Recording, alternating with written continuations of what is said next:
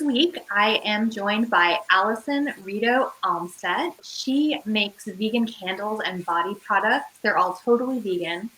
And she always donates 10% of the proceeds to organizations that are working for housing and to fight hunger in Orange County, California. I can't wait to hear more about that. Before I bring Allison up, I just want to give the caveat that we are both at home, that our kids are home, our husbands are home. My dogs are going wild today because there's some construction going on next door, so you may hear them. It's just stuff we can't help. Yeah. So without further ado, let's bring Ali on the screen. Hi, Ali. Hello. How are you doing? I'm great. Happy Friday. Happy Friday to you. So how are you? Tell me about what's going on in Southern California right now. It is really hot right now. It's kind of a mixed bag. It's nice because we can go outside and spend a lot of time out in the sun, but it's in the 90s, so it is pretty hot. We're still at home. Everybody is still asked to shelter in place here. We just today started opening up non-essential businesses for limited shopping, but things are still shut down as far as schools and most businesses. Oh, it's got to be kind of getting intense at this point. Amy, yeah. Hi. Hi. Hi, yeah. Amy. Good to see you. Yeah, we kind of settled in. I'm a teacher as well during the day, and so is my husband. So we're both teaching from home for about another month, and the semester is going to stay online, so we won't go back to campus, it was a really big adjustment at first. Then we kind of got used to it. Now I think we're both getting a little antsy, just the kind of daily back and forth emotionally of this new way of teaching is really different. How are you managing that with kids? Because you have 2 kids in the house, right? I do, yeah, 2 toddlers. It's actually easier having my husband home, and we did have to adjust our schedules for when we will each take teaching duty and kid duty, and we try to get a lot done when they nap. They both still take naps, so that's really fortunate. Your older one. So that makes it. He still naps, yeah. He doesn't nap. He at least stays in his room and is quiet. So that gives us a couple hours of downtime. But I teach live once a week, and he has to be on with his students every day for about an hour. So we've scheduled that, and then we just get our time whenever we can to grade, to lesson plan, and for me to run this business. I'm still selling candles and shipping all over the country, so that's picked up quite a bit. Yet it's actually a little bit easier having my partner here to watch them, so I'm not trying to juggle both of those jobs that I have while taking care of them, because he's home all day instead of his commute is 2 hours a day. And yeah, he works kind of far from the house, so he's home a lot more, and it's actually given me the opportunity to spend more time on my business than I was able to when we were both working out from home. I was actually lucky. Oh, well, that's kind of nice. It has been home more, I mean, all the time. And that has been nice because we've been also doing the kind of ping pong where he has some downtime, I sneak some work in, and so on. They're doing something in his office right now, who knows? Or yeah, my family's all outside right now enjoying the sun, and we have, a kiddie pool and a water table and things like that. So it's really nice. Oh, that's awesome. And what has your grocery situation been like? We started with a few trips to the store with masks and everything, but it was just too stressful for me. And I really enjoy grocery shopping, like cooking from scratch and going to the store and perusing everything, usually with my kids during the day when I can. Losing that kind of fun aspect of grocery shopping really hurt the first time I had to go to the store. So I just decided that we would only do deliveries. And it was really difficult at first because everything was overburdened. So I would try to get an Amazon Whole Foods delivery. And I think I tried for 2 weeks with my cart trying to get a delivery. Right. I know. It's on your face. It was so overscheduled. So then they started limiting how many deliveries people could get a week. And then all of a sudden now I'm able to get something the same day. So that's our regular grocery delivery. We did a huge Costco order because we buy a lot of our vegan staples from Costco, like shelf-stable soy milk and grains and a lot of like big items of produce. You know, when you have a kid, they could eat like 2 apples and 2 bananas every day, and then times 4 people. So that became nice. And then I just started a farm subscription box that comes every other week, or you can get it every week. So that gives us produce, but then with the other delivery orders, we can get produce as well. And we grow a few things here too. I haven't really, because it's still, I mean, it's May now, so I don't have a ton growing, but I do have some tomatoes left over from last year that are still in the ground, and like some kale in my herb garden. So that's nice to be able to go out there and like pick cherry tomatoes. But I don't have a lot planted. I kind of wish if I had known, I would have planted a lot more over the winter to have my garden more productive right now. Same. I am kicking myself because last year was actually the year that I didn't try to grow anything, because the year before it was such a disaster, and I was like, I'm going to take a year off and regroup, and I picked the wrong year. You picked the wrong year. Yeah. Well, I picked the right year to be lazy and not rip out my tomato bushes, because they survived the winter, and now I have 6 like gigantic, taking over the side of the yard tomato bushes. I don't know if you've ever seen them. When they continue growing, they like left the cages far behind and are sprawling out towards the kids swing set. That's amazing. Yeah. So Amy wants to know what kind of tea we're drinking. I have ginger tea as always. I just love ginger tea. I'm drinking coffee. I do drink tea every day too, but like I start the morning with coffee and soy milk, and then I'll switch to tea usually around now, but I felt like coffee anyway because I woke up kind of early. I'm up at 4 or 5 most days. And then, and then I usually drink an Earl Grey tea that I get from Tea Spot, and that's really good loose leaf tea. If anyone's a big fan of tea, I definitely recommend Tea Spot. But right now I'm just drinking my Amazon fresh coffee. Oh, I love Earl Grey. I have a black tea in the morning, and it's always Earl Grey or chai. You should try the Earl Grey, because when you look at it, it has flower petals and like citrus in it because it's loose leaf. So really fragrant. I'll have to check that out. Mm-hmm. Amy says that they grow lemon and lime trees.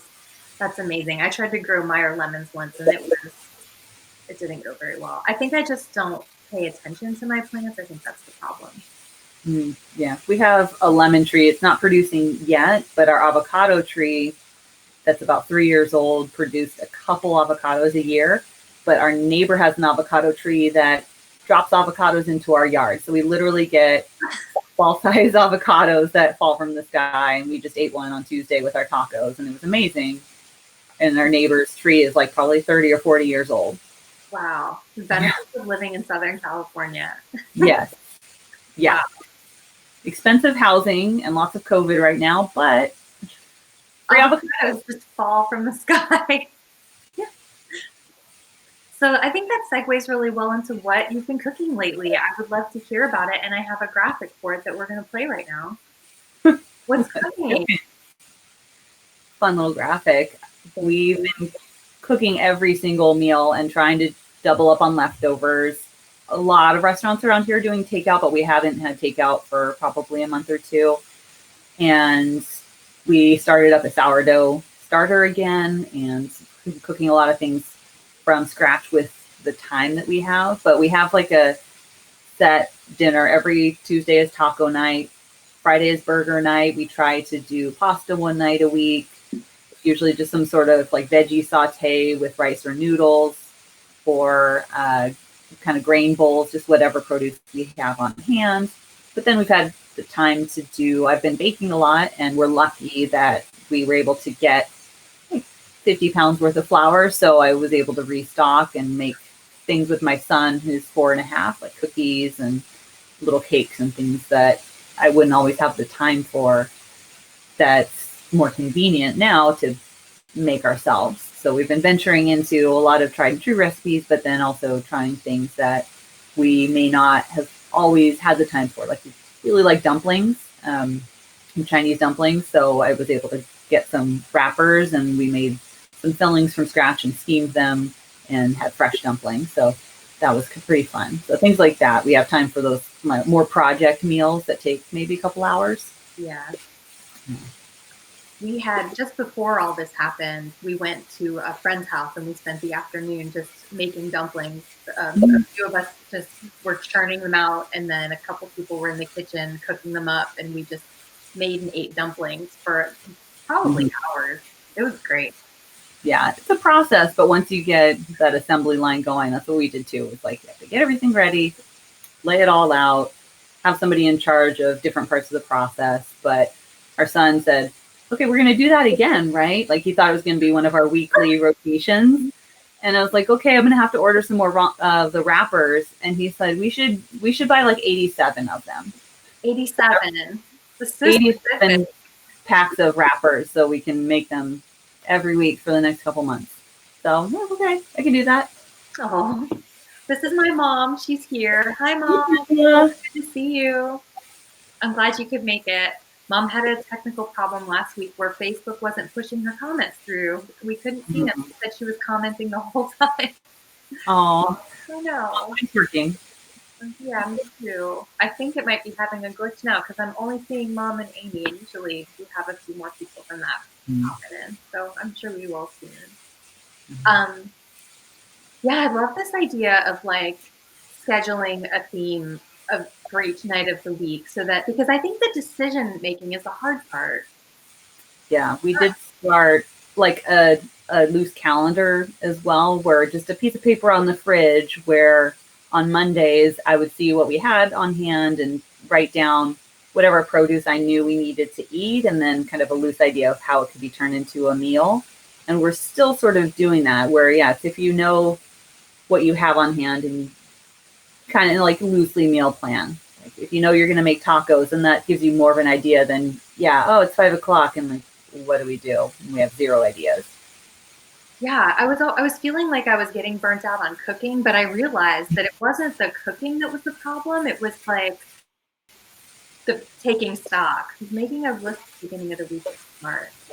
We've been Yeah. doing tons of pasta, but last night we did a veggie roast with purple cabbage, and we did carrots, Mm-hmm. garlic, and potatoes. Mm-hmm. And even my cabbage hating kid liked the cabbage, which was a delightful win. We'll be doing that again. Christy says Taco Tuesday is going strong in her house too. Good. I need to get Taco Tuesday going at my house. My son doesn't like tacos, but he's happy to just eat the filling on the plate. So, Oh, yeah, I definitely do that. And we'll usually make enough of the filling and the sides to have, leftovers the next day in a bowl. So you can just make his in a bowl with rice and beans and whatever you have. And yeah, getting like a produce delivery is good because it kind of forces you to try new things as far as like vegetables and fillings. So I would make a lot of cauliflower, like breaded with some panko breadcrumbs and coconut shreds. So it makes kind of like a fish taco. yum. Yeah.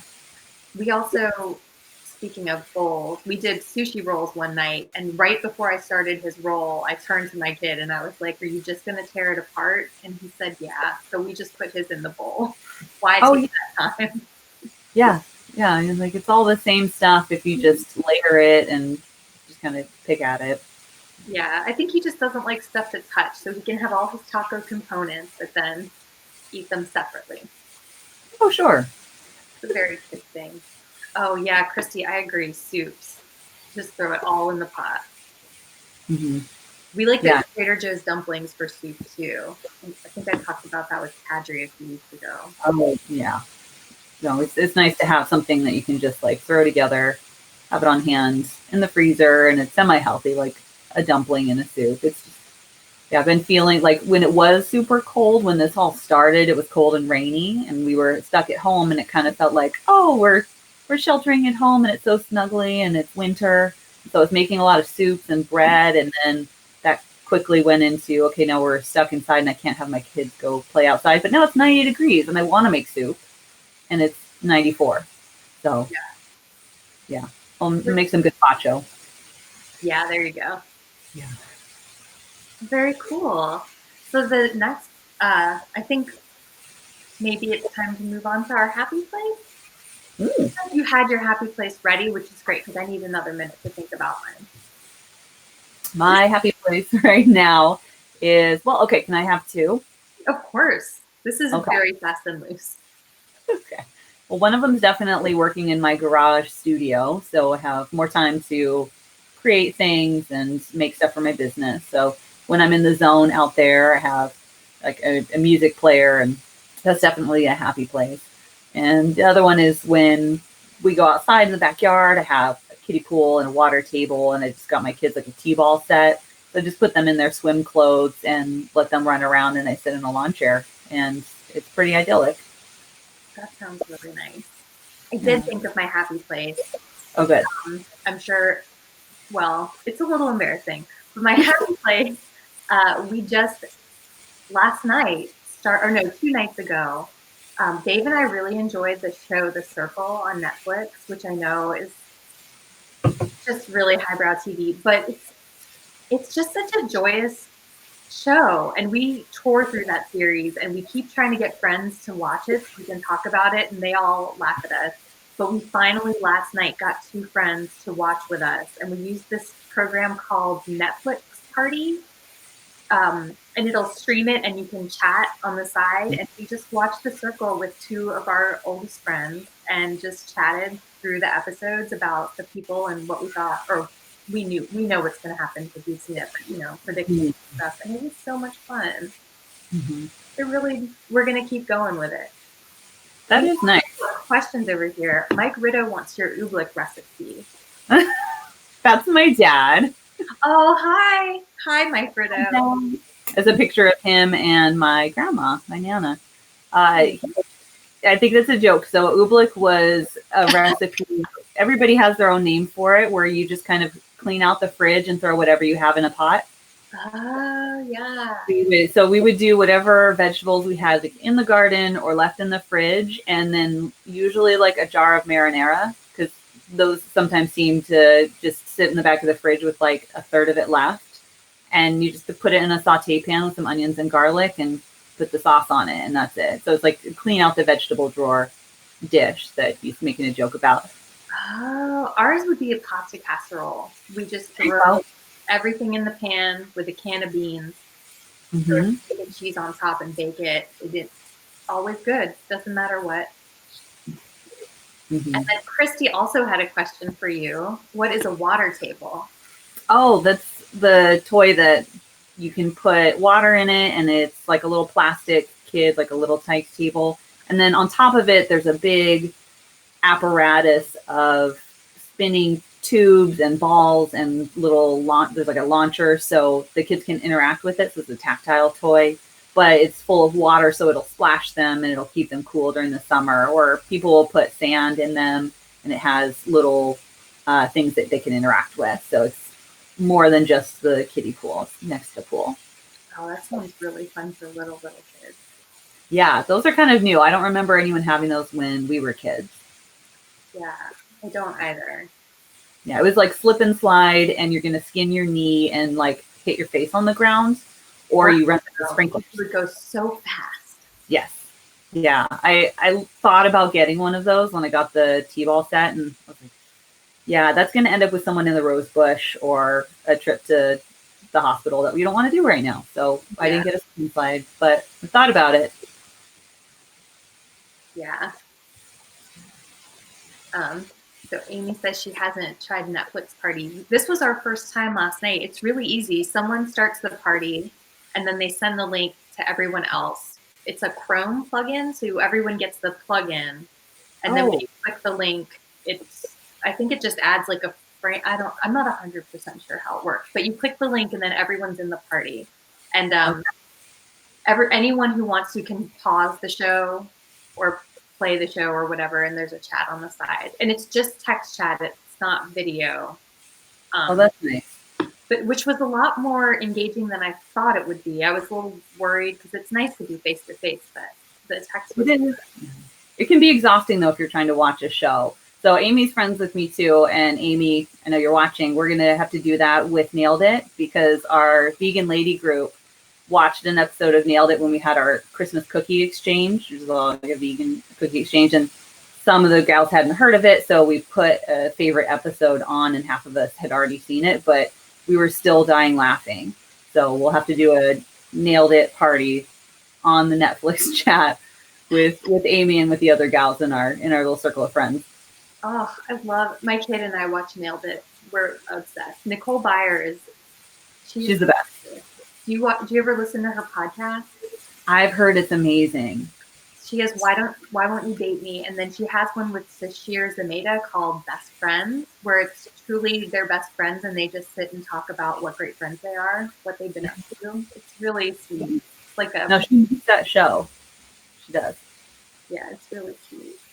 Yeah, it would be mean without somebody so funny on it. And you can tell too that she is she's like sensitive to she won't be hard on someone for their disaster baking if she can tell that they're upset. She tries to either move on quickly or say something nice. I love that about it's very positive. It's another happy place. That is my happy place. Yeah. So because I love to bake and I love watching that show, like I know how hard it is and the pressure that's on you. Like I made a gluten-free vegan wedding cake for a friend and drove it 3 hours away. And that was the most nerve-wracking wedding that I'd ever been to. So watching these people on TV, like I feel for them. It's hard. They also do not give them enough time. They really don't. It's intentional. Like even an experienced baker would not be able to pull that off. It's pretty bad. Yeah. I always try to remember that when I see those disasters. It would look the same if I tried to do that in a half hour. It's not enough time. Even if the cake mix doesn't help. It's really not a time saver. No. So I see that you're sitting in front of a lot of your products, and I was hoping you could give us like maybe a top 3. Show us some of your favorite. I really wanted you to tell me more. I want you to say everything about the hand sanitizer that you said before we started because it was all so good. Okay, so I started making hand sanitizer, and honestly, looking back at a year ago when I was planning this business, if you had said artisanal hand sanitizer, it sounds like a Portlandia joke, right? So it's like, sustainable recycled glass essential oil hand sanitizer, but it's actually a thing now. So this came into existence about a month ago because I know there was so much of a shortage with hand sanitizer that people were mixing aloe vera gel and vodka together and making this homemade. I saw my feed blew up with these recipes. And so people asked me, like, are you going to make and sell hand sanitizer? Because I started venturing into body products after candles. And those were the recipes I found. Then I did some more research into how to mix just pure rubbing alcohol, or actually denatured, like alcohol without the additives, with essential oils and other things to make it more moisturizing. So it has aloe vera extract and some vitamins. And I got really great feedback immediately. So made it a regular thing, started buying as much as I could, run into problems like packaging because everything right now is selling out and sold out. And so they're packaged in glass now. I had them in aluminum before, but it's at least sustainable because it's not just a single-use plastic container. And I've been selling refills as well, like in a mason jar, so people can refill their bottles if they wanted to. And it doesn't dry your hands out because I know a lot of us are washing our hands a lot more. And if you go shopping, you're supposed to spray your hands after you touch everything. But everybody's like, thank you, it's not drying my hands out and it's not having that kind of sticky texture. And you can spray it on your shopping cart or on like the buttons on the ATM and things like that too, since it's alcohol and spray based. Yeah. You were saying something about where you get the grain alcohol from that I thought was really cool. Oh, distilleries are switching from just making alcohol like a vodka or a gin to mass producing this undiluted grain alcohol, which is the basis for rubbing alcohol. That's all it is. It's grain alcohol that can then be watered down into vodka, or you can leave it at its full potency, or this one's watered down a little bit, so it's 80% alcohol.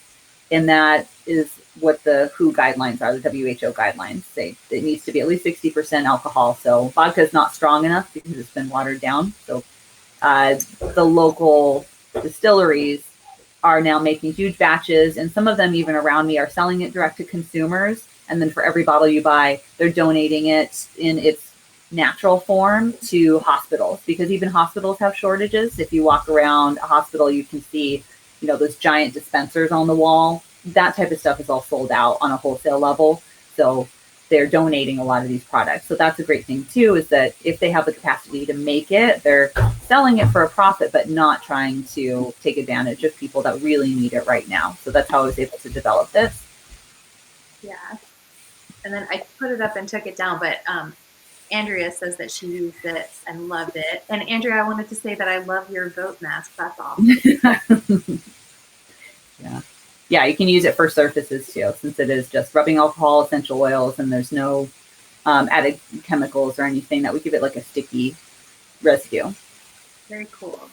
And then is there anything else you're working on that you're excited about that you would like to share? Because I just, you have so much cool stuff on your website. I wasn't sure what to share, so I thought maybe you would like to. Thank you. Yeah, I started last year just launching with candles, with soy wax candles, and did really well over the holidays. But I've always made my own body products for years. I started making soap 20 years ago and been making my own scrubs and balms for like 10 years. So I've moved up to selling that now because people needed it a little bit more than just a candle. So I started selling soaps before COVID happened, but then started a wholesale account with a local company to resell the soaps, and then started to push and kind of up production for the handmade soap that is like made with shea butter, so it doesn't dry out your hands like you would if you were using a liquid soap all the time. So it is a bar soap. And then I'm developing like a Castile soap that I made from scratch, which takes like a month. So that's coming down the pipeline, as well as my lotion bars. So I've been making lotion bars for myself for probably 10 years because I have eczema, and I gave it to my mom when she was going through radiation therapy. So now with all of the resources I have with the business, was able to get the ingredients at a wholesale level. So that's been a really successful, I would say, product lately, because if you are washing your hands a lot and even using hand sanitizer with moisturizer in it, alcohol still does dry out your hands. So having something like a balm for your skin that's natural and absorbs into the skin a little bit better, and it looks like this. It just looks like, this is mine. It's used, that's why it's a little bit funky, but it's just like a block, and it comes wrapped in compostable plastic, and you just rub it on your skin, and it heals the skin from the natural ingredients. It's coconut oil and cocoa butter, and in some of them I put a little bit of essential oils that help to heal the skin. So that helps too if you, even though it's warm out right now, if you're washing your hands a lot or if you just have dry skin, that's been a really helpful, good seller and helpful in my business right now. Very cool. Christy has another question. I think it's a really good one because I also don't really know what Castile is. Sure. So I learned a lot more about soap than I ever knew before, because what I was just making before was a semi pre-made or mixed soap, so that I could just like rework it a little bit. But Castile soap is literally has to be 100% olive oil with water and lye, and that's it. So it's just the pure olive oil, and then you mix the lye, which is a chemical compound made from ash and salt, and it reacts with the oil. So that, which I'm producing, has no fragrance added to it, and it's a really hard soap. It's good for a hand soap, but I've actually been using it to wash my apples and my produce and things like that, since it is so pure to nature. Yeah. Very cool. So before we wrap things up, I wanted to make sure that you shout out where people can find you online. Oh, definitely. Thank you. So everything's at AllisonsGoods.com. It's my own website that I have, and have a Facebook and an Instagram as well. And I'm shipping from my house through USPS. And right now I'm doing free shipping over $50. So I just decided, since everyone's staying at home, I would pay for shipping costs, and a lot of us are shopping online right now. So you can find all my products, including the candles, everything you see behind me that I have in stock. And then I'm starting the summer launch soon, and I'll have a spring sale later this month with all of the spring line that I just put out a couple months ago. But that's AllisonsGoods.com. Awesome. I'll put that in the description when I go onto Facebook in a little bit. I appreciate it. Of course. Well, thank you, Allison, so much for taking the time. I know you're very busy with 2 kids and a job, 2 jobs. And thank you to everybody who came and participated. I love seeing everybody's comments. You make this so much fun. Yeah, I think let's wrap things up. All right. This was actually a nice vacation from running around chasing the kids. So you don't have to thank me. I'll thank you for the break. I got to sit here and talk to you and drink coffee. So the win. Well, awesome. All right. Well, take care, everybody. Happy Friday.